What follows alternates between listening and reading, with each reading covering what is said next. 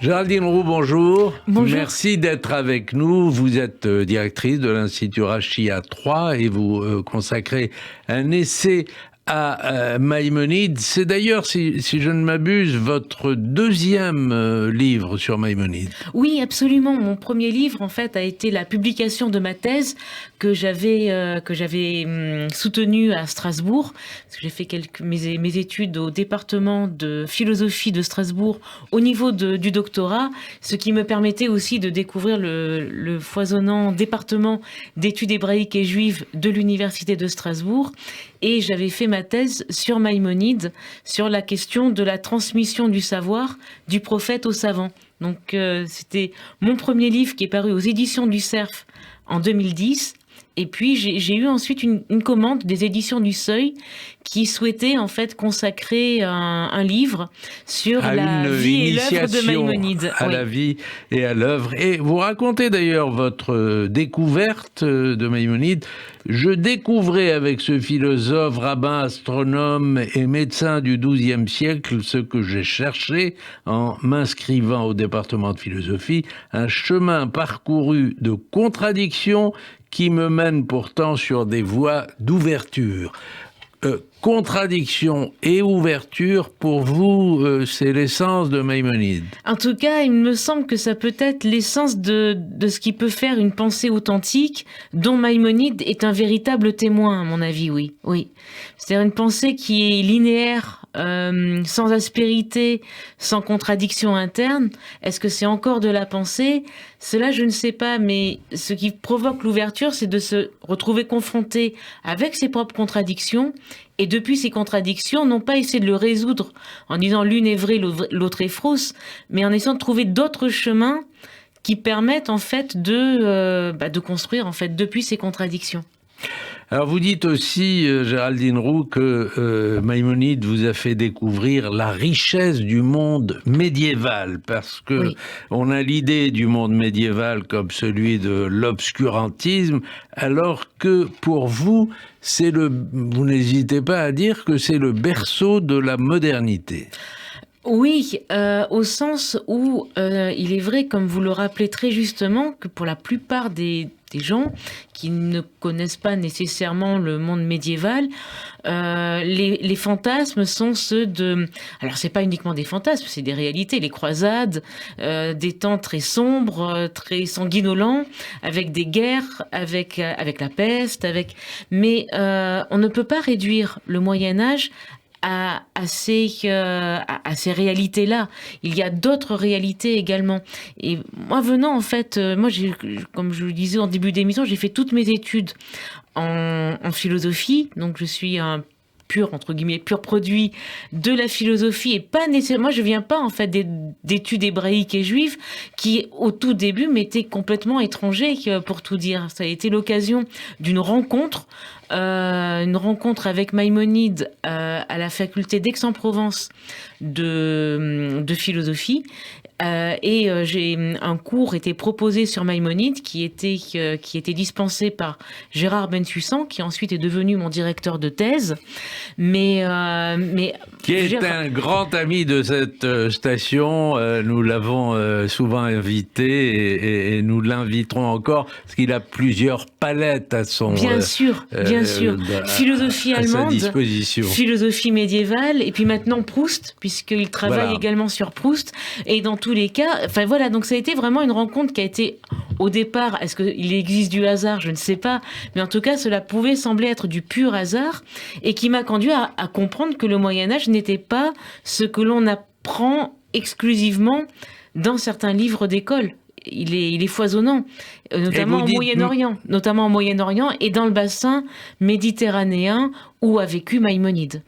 Et vous allez plus loin, vous dites que c'est au Moyen-Âge que le terme laïque est né. Vous n'exagérez pas un peu, là ? Non. Alors après, tout dépend ce qu'on entend par laïque. C'est-à-dire, il y a la laïcité tel comme concept juridique, qui effectivement est né beaucoup plus tardivement. Mais le terme de laïque, qui d'ailleurs n'est pas opposé à sacré, mais qui est distinct de profane, est bien une distinction du Moyen-Âge. Et notamment, principalement, du Moyen-Âge chrétien. Le laïc, en fait, plutôt pour être plus précis, le laïc est ce qui n'est pas le clerc. Le clerc, c'est le savant, et en règle générale, le savant pouvait être la plupart du temps quelqu'un de l'ordre de l'ecclésia, en fait, un ecclésiastique. Contrairement au laïc, qui lui, en fait, pendant longtemps, était considéré comme celui qui doit être enseigné par le savant. Et ce qui est très intéressant, c'est que c'est au Moyen-Âge qu'il va y avoir une sorte d'ouverture au laïc. Alors laïc, encore une fois, au sens de distinct de clerc, et non pas au sens de la laïcité à la française.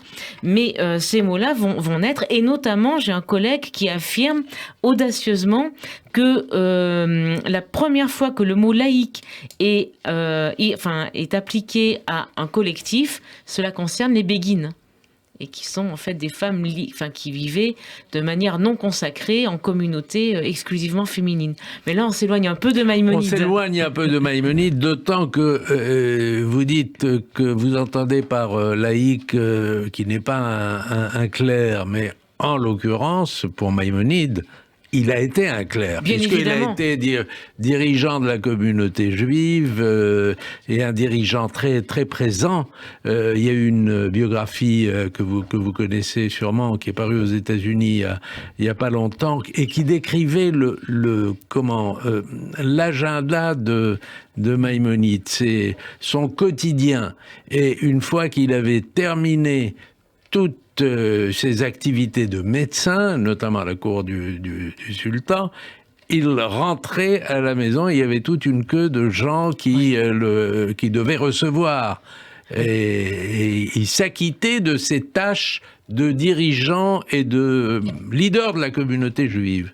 Alors effectivement, Maïmonide a eu une vie d'ailleurs très intense sur tous les plans.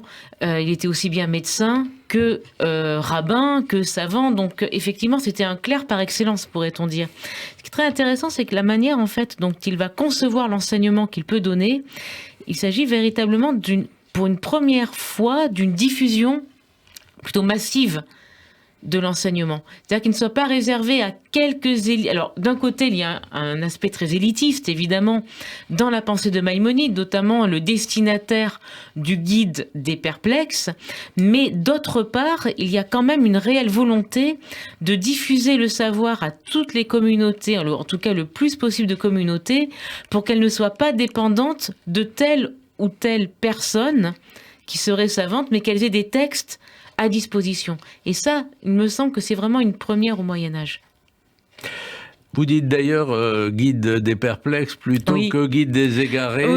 Oui, parce que en fait le titre arabe, parce que Maïmonide a écrit ce traité philosophique en arabe, en judéo-arabe, et le titre est Dalalat al-Hayrin, et ça a été traduit. Alors Salomon Munk est un très grand traducteur, et nous gardons en fait la traduction de Munk encore de nos jours, qui est une traduction qui date du 19e siècle.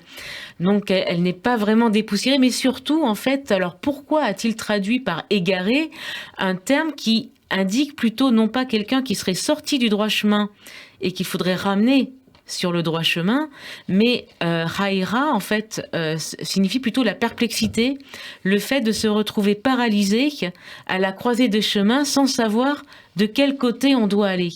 Donc c'est plus une question perplexe, à votre avis, c'est plus fort que égaré. Eh ben, dans le sens en fait où égaré, on le ramène pas sur un droit chemin. Plutôt en fait, on essaye de se servir du doute qui anime ce savant pour essayer de trouver de nouveaux chemins, ce qui est un peu différent. Et d'ailleurs, ce n'est pas pour rien qu'en anglais, la traduction par Pinès est The Guide of the Perplexed, et non pas le guide des égarés, c'est bien le guide des perplexes, comme d'ailleurs dans les traductions latines. Donc on ne sait pas trop pourquoi. Et je crois d'ailleurs que c'est aussi le terme utilisé par la nouvelle traduction de René Lévy, dont vous appréciez, vous dites beaucoup de bien de cette traduction et les commentaires afférents. Alors surtout des commentaires, parce qu'il s'appuie encore sur la traduction de Munk, ce qui est normal. Je veux dire, c'est tellement colossal comme travail. Mais avec Maroun Awad, tous les deux, Maroun Awad qui est chercheur au CNRS et arabisant, ils ont tous les deux travaillé et donné des notes de bas de page extrêmement précieuses. Et effectivement, René Lévy reprend le terme de perplexité, qui n'est pas une invention du tout de ma part, qui est simplement se replacer dans le contexte des recherches, notamment anglo-saxonnes, sur Maïmonide. Et il y a un très beau titre de René Lévy, La divine insouciance. Oui, sur la providence divine chez Maïmonide. Sur la providence, oui. Voilà, divine chez Maïmonide, il était venu en parler ici même. Géraldine Roux, pourquoi éprouvez-vous le besoin de préciser que vous avez fait le choix d'étudier les œuvres de Maïmonide dont l'attribution au philosophe a été démontrée? Il y a donc des livres signés Maïmonide et qui ne sont pas de lui? Oui, ça arrive souvent, ce genre de choses. Je veux dire, il peut y avoir des livres. Il faut se replacer dans le contexte du Moyen-Âge. C'est-à-dire que souvent, ce sont des textes. Alors, le Guide des égarés, enfin, le Guide des perplexes, ou le Mishneh Torah, le commentaire de la Mishnah, l'Épître sur la persécution, tous ces textes-là sont tout à fait authentifiés, comme l'Épître au Yémen, sont authentifiés du vivant de Maïmonide. Et parfois, certains textes peuvent être repris. Donc, voilà, j'ai préféré... Oui, mais vous venez de citer l'essentiel de l'œuvre de Maïmonide. Qu'est-ce qu'il pourrait y avoir d'autre? Il y a par exemple alors, où on n'est pas tout à fait, où on peut émettre des doutes. Moi, je me suis appuyée là aussi sur certaines études anglo-saxonnes sur la biographie notamment de Maïmonide. Je pensais surtout à Herbert Davidson, par exemple, qui présente une biographie très très intéressante de Maïmonide et qui remet plus ou moins en question le fait que Maïmonide aurait pu véritablement écrire les principes de foi. Les 13 articles de foi. Vous voyez, c'est ce genre de choses. Alors, on peut dire c'est à la marge, mais certains encore s'appuient en disant, mais regardez, Maïmonide...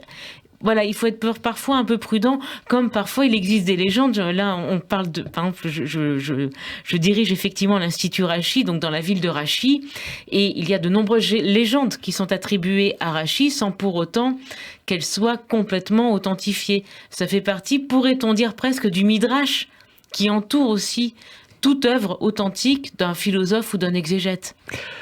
Vous réexaminez d'ailleurs un certain nombre de clichés dont vous évaluez la véracité. Par exemple, le fait qu'il se serait converti à l'islam, ça pourtant c'est, je ne sais pas si c'est documenté, mais enfin c'est repris par beaucoup de biographes. Le fait aussi qu'il a été le médecin de Richard Cœur de Lion, oui. Ça aussi vous remettez en cause. Non, ça c'est pas possible, parce que les dates ne correspondent pas. Enfin, je veux dire, il aurait été beaucoup trop âgé. 2 ans avant sa mort, il n'aurait pas fait un voyage aussi important pour aller soigner Richard Cœur de Lion. Donc là, vraiment, on est précisément dans le cas des légendes autour de Maïmonide. En revanche, ce qui est une question qui est fondamentale, en tout cas une question de fond, c'est celle de la conversion ou non de Maïmonide à l'islam. Est-ce que Maïmonide s'est converti à l'islam? C'est fort possible. Au Maroc, du temps des Almohades, parce qu'il faut savoir que tous les Juifs étaient tenus de prononcer une certaine profession de foi dans une mosquée pour proclamer qu'ils étaient musulmans. Sans quoi ils étaient persécutés, voire massacrés. Ça a pu arriver à la communauté de Grenade, notamment. Donc, est-ce qu'il y a pu y avoir une conversion de Maïmonide à l'islam, au moins une conversion de façade, puisqu'il a théorisé ça, puisque sa lettre au Yémen. Mais comme il le montre très justement dans l'Épître sur la persécution, il montre bien que une conversion forcée n'a rien à voir avec une conversion volontaire. Ce n'est pas de l'apostasie volontaire, dit-il. Après, il va détailler toute une série de conditions qui font que lorsque la pratique devient impossible dans tel ou tel pays, il ne s'agit ni de courir au martyre, ni de perdre complètement la religion de ses pères, mais de quitter, séance tenante, ce pays. Et d'ailleurs, c'est ce qu'il fera, puisque 1 an après la publication de sa première lettre publique, qui est donc l'Épître sur la persécution, avec sa famille, ils partiront tout d'abord à Saint-Jean-d'Acre pour ensuite revenir, pour ensuite s'établir définitivement en Égypte. Où il deviendra le médecin de la cour du sultan. Ça, exactement. Vous ne le remettez pas en cause. Non. Dans la vie de Maïmonide, il y a la partie andalouse, comme vous venez de le montrer, il y a la partie marocaine, et il y a la partie égyptienne. Quelle est la partie la plus riche pour vous ? Ce sont les années les plus riches et en même temps les plus douloureuses aussi pour Maïmonide. D'un point de vue politique, souvent on le sait peu, et cela a été bien montré, qui est développé par Colette Sira, notamment dans des articles qu'elle a écrits. Il a été montré que Maïmonide a participé activement à la délivrance des Juifs pris en otage. Vous savez, il y avait le grand sport de prendre en otage alors toute une population, juifs et musulmans, et ensuite de demander une rançon. Alors évidemment, les musulmans avaient été libérés assez rapidement par les autorités musulmanes, mais que faire pour les otages juifs? Et donc il a fait une collecte de fonds, il a fait un travail incroyable. Il considérait que c'était un impératif du judaïsme que de sauver les gens qui étaient persécutés, qui étaient en but à la persécution. Et Maïmonide a pris une part extrêmement active à ce moment-là. Il venait d'arriver en Égypte. Ensuite, il avait commencé à rédiger le Mishneh Torah au Maroc, et il va mettre 10 ans pour rédiger le Mishneh Torah, qui reprend l'ensemble des conclusions du Talmud pour en faire un texte très court à usage de toutes les communautés. Et il y aura une rupture brutale, la mort de David, son frère. Absolument. Lors d'un naufrage, le naufrage va être aussi pour Maïmonide. Il explique qu'il va être ce qu'on pourrait appeler de nos jours en dépression pendant plus de 2 années. Il restera alité. Et ensuite, il va devoir travailler, parce que c'était David qui s'occupait de toute la famille. Maïmonide, donc là, s'il était médecin sur papier, il devient médecin de fait. Et là, ce sera aussi toute son œuvre médicale, dont je n'ai peu parlé parce que je ne suis pas médecin, je connais moins bien, mais qui est colossale. Et encore de nos jours, sans traiter des poisons ou sans traiter sur l'asthme, font encore autorité. Et puis, ses conseils aussi, ses conseils pour la nourriture. Mais oui, tout à fait. Mais vous avez raison que la mort de son frère va être un événement qui va le marquer. Et il écrit, durant près d'1 an après avoir reçu ces tristes nouvelles, je fus malade et alité, luttant contre la fièvre et le désespoir. 8 ans ont passé depuis sa mort et je continue à porter son deuil, car il n'y a pas de consolation. Et pourtant, il a donné des explications selon lesquelles il ne fallait pas abuser du deuil. C'est lui qui a théorisé cela. Et il écrit néanmoins, si l'étude de la loi divine ne me vivifiait pas, si l'étude de la philosophie ne me détournait pas de ma douleur, j'aurais succombé à mon affliction. Mais il y a des passages aussi très intéressants. Là, c'est une lettre émouvante de Maïmonide.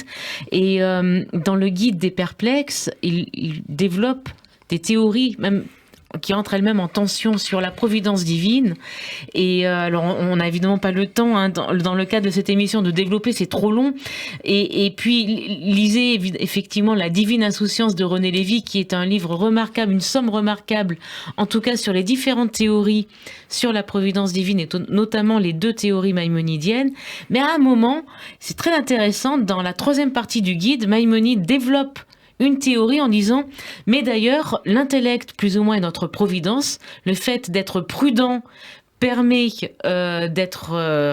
d'accentuer la providence divine, d'être peut-être pas exempt de tous les maux, mais en tout cas, on peut en éviter un maximum, comme par exemple le fait d'éviter des voyages en mer périlleux. Donc vous voyez, des années plus tard, il a encore en tête le fait que son frère ait outrepassé son ordre de ne pas partir. Alors, on pourrait développer encore, et j'aurai beaucoup de questions, mais j'espère que vous reviendrez, notamment sur le fait que le guide des égarés est sous forme de lettre à son élève, la forme dans laquelle il écrira le guide des égarés ou des perplexes, si vous préférez. J'aurais voulu qu'on parle aussi de la postérité de Maïmonide, oui. Mais là, on n'a pas le temps. et je voudrais faire avec vous le questionnaire Pont-Neuf, qui est un questionnaire êtes-vous ceci ou cela, mais vous répondez d'une phrase. Hein. Êtes-vous Tolstoï ou êtes-vous Dostoïevski? Ah, je serais plutôt Dostoïevski. Êtes-vous Balzac ou êtes-vous Victor Hugo? Balzac et la condition humaine, sans aucun doute.